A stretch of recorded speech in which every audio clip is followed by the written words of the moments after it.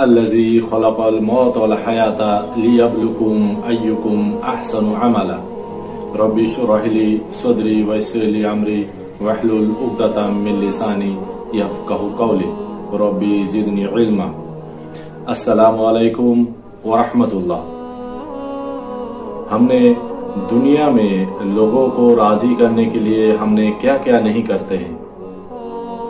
Office में boss को राजी करना है, बॉस को राजी करने के लिए बॉस क्या चाहता है हमसे, हम वो करने के लिए तैयार हो जाते हैं। बीवी शोहर को राजी करने के लिए बिजी रहते हैं, शोहर बीवी को राजी करने के लिए बिजी रहते हैं। हम हर एक तबके में एक दूसरे को राजी करने के पीछे लगे हुए हैं और उनको राजी करते करते हमें पैदा करने वाला, हमें खिलाने वाला, हम सबको पालने वाला, हम सबको रोजी देने वाला, हम अल्लाह को भूल गए हैं, अल्लाह सुब्हानहू तआला को भूल जाते हैं। हालांकि वापिस घूम के हमको अल्लाह सुब्हानहू तआला के पास आना है। चाहे जवानी पे अल्लाह को ना बुलाए, बुढ़ापा में तो अल्लाह को बुलाना ही पड़ेगा हमको। हम अगर बिस्तर में पड़े रहते हैं, हम अगर बीमार हो जाए तो अल्लाह के अलावा हमारे साथ कोई नहीं रहेगा।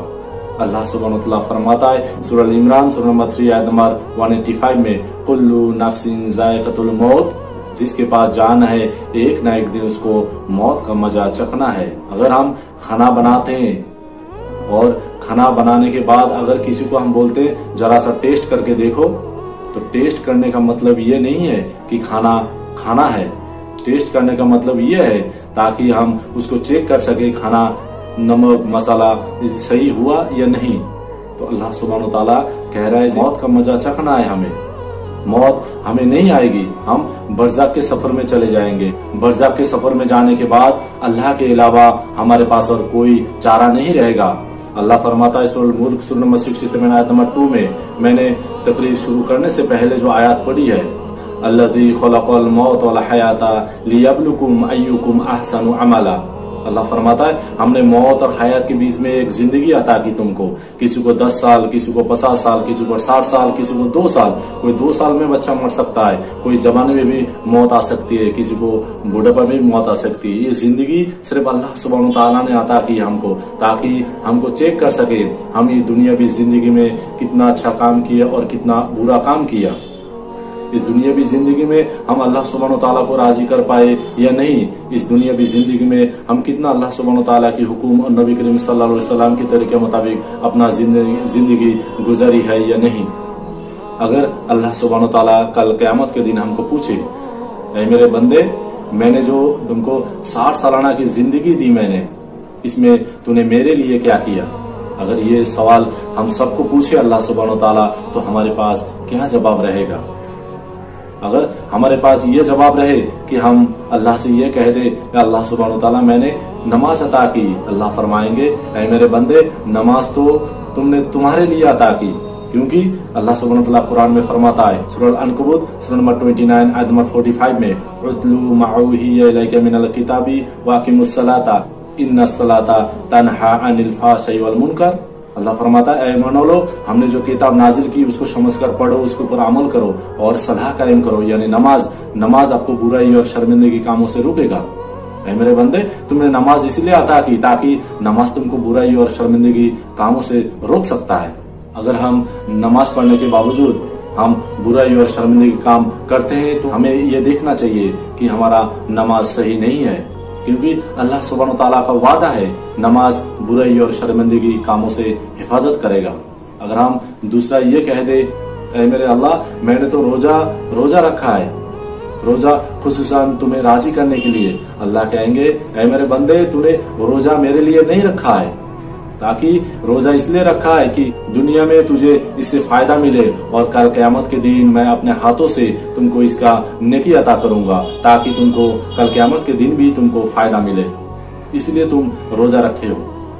हम कहेंगे अल्लाह मैंने तो ज़कात अता की, अल्लाह कहेंगे ऐ मेरे बंदे, मैंने तुमको मालो दौलत से नवाजा है, ताकि तुम्हारे मालों से 2.5% निकल के तुम सालाना गरीबों को दे सको। ये तुम्हारा मालों का ज़कात है जो तुम्हारे लिए फर्ज था। और अगर हम ये कह दें अल्लाह मैंने हज किया, अल्लाह सुब्हानहू व तआला फरमाता है, मैंने तुमको दुनिया में माल और दौलत अता की और हज तुम्हारे लिए फर्ज था, इसीलिए तुम वो फर्ज अदा किया ताकि तुमको कल क़यामत के दिन पूछोगी, ऐ मेरे बंदे मैंने तुमको माल और दौलत अता की, तुम्हारे लिए हज फर्ज था, लेकिन तुमने फर्ज हज अता क्यों नहीं किया? इस सवाल से बचने के लिए तुमने हज किया। अल्लाह सुब्हानहू व तआला कहेंगे, ऐ मेरे बंदे ये सब काम तुमने तो तुम्हारे लिए किया, मुझे राजी करने के लिए क्या किया तुमने? हमारे पास क्या जवाब रहेगा? अल्लाह सुब्हानहू व तआला फरमाता है सूरह इमरान सूरह नंबर 3 आयत नंबर 110 में, कुंतुम खैरा उम्मतिन उखरिजत लिन्नास, ऐ मुसलमानों इस दुनिया में तुमको बेहतरीन उम्मा बनाया गया। इस दुनिया में अल्लाह सुब्हानहू व तआला हमको खैरा उम्मा कह रहा है। मैं आपको एक मिसाल देना चाहता हूं। एक ऑफिस में 3 लेबर काम करता है, उनमें से एक बॉस रहता है। उस ऑफिस में बॉस का जिम्मेदारी सबसे ज्यादा रहता है और बॉस का पेमेंट ज्यादा रहता है और बॉस का ऑफिस और चेयर भी अच्छा रहते हैं। अगर ऑफिस में कोई कामकाज में कोई प्रॉब्लम होते हैं, कोई दिक्कत होता है, तो उस बॉस से पूछताछ की जाती है। अगर बॉस अपना काम में अपना जिम्मेदारी सही से नहीं निभाएगा तो बॉस को काम पे नहीं रखा जाता है। अल्लाह सुब्हानहू व तआला हमको इस दुनिया में सबसे बेहतरीन उम्मा का लक़ब दी है। क्या हमारे लिए कोई जिम्मेदारी नहीं है? क्या अल्लाह सुब्हानहू व तआला यूं ही हमको इस दुनिया में भेज दिया है? अल्लाह सुब्हानहू व तआला उसी आयत में हमारे लिए जिम्मेदारी दी है और फरमाता है, तअमुरूना बिल मारूफ व तनहौना अनिल मुनकर व तुमिनूना बिल्लाह।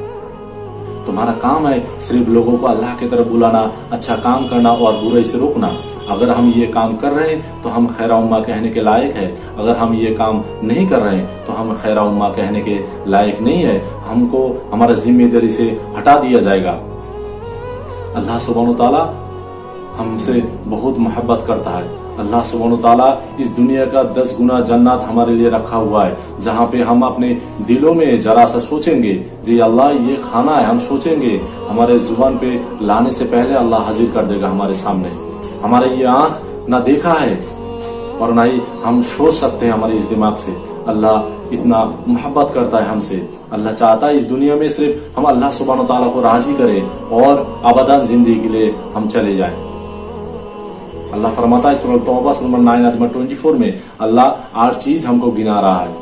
कह रहा है, कुल इन काना अबाउकुम व अबनाउकुम व इख्वानुकुम व अज़वाजुकुम व अशारतुकुम अहब्बा इलैकुम मिनल्लाहि व रसूलिही व जिहादिन फी सबीलिही। अल्लाह फरमाता है, कह दो तुम्हारा वालिद से, तुम्हारा भाई से, तुम्हारा बीवी और शोहर से, तुम्हारा रिश्तेदार से, तुम्हारा माल दौलत से, तुम्हारा मकानात से, तुम्हारा नौकरी से, तुम्हारा तिजारत से जो खोने का डर है, तुम किससे मोहब्बत करते हो? अल्लाह फरमाता है, अहब्बा इलैकुम मिनल्लाहि व रसूलिही व जिहादिन फी सबीलिही। अगर तुम इन 8 चीजों को अल्लाह से ज्यादा, अल्लाह के रसूल सल्लल्लाहु अलैहि वसल्लम से ज्यादा और अल्लाह के रास्ते में जिहाद करने से ज्यादा मोहब्बत करते हो, फतरब्बसू, अल्लाह कह रहा है ठहर जाओ, हत्ता यती अल्लाहु बि अम्रिही, जब तक अल्लाह सुब्हानहू व तआला की तरफ से तुम्हारे लिए कोई हुक्म ना आ जाए। अल्लाह सुब्हानहू व तआला हमसे कह रहा है, हुक्म किसका चलेगा इस दुनिया में? किसको राजी करने के लिए हम आए इस दुनिया में? बस उसी दिन का तो सफर है हमारे लिए। दुनियावी जिंदगी इम्तिहान की जिंदगी है हमारे लिए। इस इम्तिहान की जिंदगी में हम किस रास्ते में जा रहे हैं, किसको राजी करने के लिए जा रहे हैं? कल क़यामत के दिन अल्लाह सुब्हानहू व तआला एक बंदे से पूछेंगे, ऐ मेरे बंदे तुमने दुनिया में कितना वक्त बिता के आए? वो बंदा सोचेंगे और कहेंगे, ऐ अल्लाह आधा दिन या 1 दिन। जरा सोचिए, दुनिया का 50,000 साल बराबर क़यामत के 1 दिन होगी और उस दिन का मालिक सिर्फ अल्लाह सुब्हानहू व तआला रहेंगे। अल्लाह सुब्हानहू व तआला फरमाता है सूरह तौबा सूरह 9 आयत नंबर 111-112 में, हमने तो मोमिनों का जान माल खरीदा है जन्नत देकर। जरा सोचिए, अल्लाह सुब्हानहू व तआला से सौदा है हमारा। इस दुनिया में किसी के साथ सौदा नहीं, हमारा सौदा दुनिया आखिरत का मालिक अल्लाह सुब्हानहू व तआला के साथ है। इससे बेहतरीन सौदा और क्या हो सकता है? अल्लाह 112 नंबर आयत में फरमाता है, जो तौबा करता है, रुकू करता है, सजदा करता है और अल्लाह के रास्ते में निकलता है, सफर में निकलता है, अच्छा काम करता है, बुरे से रोकता है और अल्लाह सुब्हानहू व तआला की हदों को पार नहीं करता है, यानी जो अल्लाह सुब्हानहू व तआला ने हराम फरमाया उसको हराम मानता है और जो हलाल किया है उसको हलाल मानता है। अल्लाह फरमाता है, ऐ नबी उन मोमिनों को खुशखबरी दो, उन मोमिनों को जन्नत की बशारत दो। अल्लाह सुब्हानहू व तआला फरमाता है सूरह असर सूरह नंबर 103 में, वल असर इन्नल इंसान लफी खुस्र इल्ला लज़ीना आमनू व अमिलुस सालिहात व तवासौ बिल हक़ व तवासौ बिस सब्र। अल्लाह सुब्हानहू व तआला जमाने की कसम खा रहा है। आप सोचिए कसम कब खाया जाता है। दुनिया में अगर हम कसम खाते हैं तो किस लिए खाते हैं?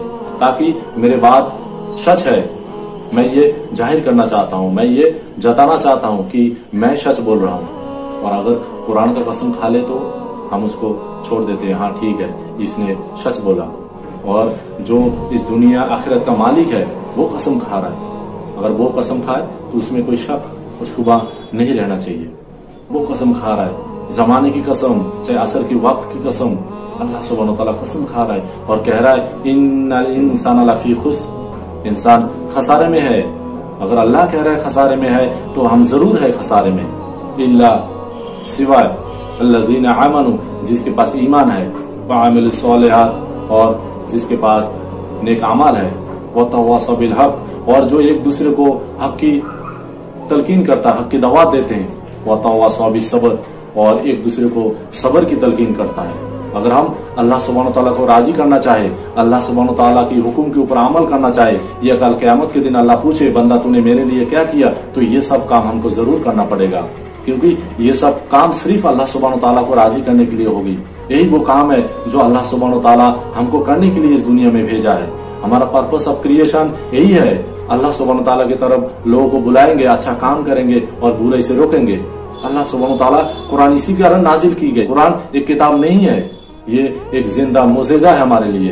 अल्लाह सुब्हानहू व तआला फरमाता है सूरह बकरा सूरह 2 आयत नंबर 18 में, सुम्मुन बुकमुन उमुन फहुम ला यरजिऊन, वो बहरे है, गुंगे है, अंधे है, do not came in the right path, वो लोग कभी सीधे रास्ते पे नहीं आएंगे। अल्लाह सुब्हानहू व तआला किससे बात कर रहा है? अल्लाह सुब्हानहू व तआला आपसे और हमसे बात कर रहा है। हमारा कान होते हुए भी हम नहीं सुनते हैं, हमारा आंख होते हुए भी हम नहीं देखते हैं, हमारा जुबान होते हुए भी हम नहीं बोलते हैं। अल्लाह सुब्हानहू व तआला उनसे बात कर रहा है। अजान हो रहा है, हम कान में सुनते हैं, लेकिन हय्या अलस सलाह हय्या अलल फलाह, मुअज्जिन कहता है आओ कामयाब की तरफ आओ, आओ नमाज की तरफ आओ, लेकिन हम सुनते हुए भी नहीं सुनते, हम निकल जाते हैं। इसलिए ऐ मेरे भाइयों, आइए हम इस दुनिया में हमारा मकसद को पूरा करें। इस दुनिया में हम अल्लाह सुब्हानहू व तआला को राजी करने के लिए आए, हम इस दुनिया में अल्लाह के साथ तिजारत करने के लिए आए। अल्लाह सुब्हानहू व तआला अगर हमारा जान और माल खरीदा जन्नत देकर, तो हमें अल्लाह की हुक्म मानना चाहिए और अल्लाह की हुक्म के मुताबिक हमारा अमल करना चाहिए। अल्लाह सुब्हानहू व तआला को मालिक बना लिया और काम दूसरे मालिक के कर रहे हैं। अगर आपके पास एक नौकर रहता है, उस नौकर को आप बहुत मोहब्बत करते हैं और नौकर भी आपसे मोहब्बत करता है। नौकर को ईद में, बकरा ईद में आप उसको गिफ्ट देते हैं, उसके फैमिली को, उसके बच्चे को कपड़े देते हैं, नए नए कपड़े।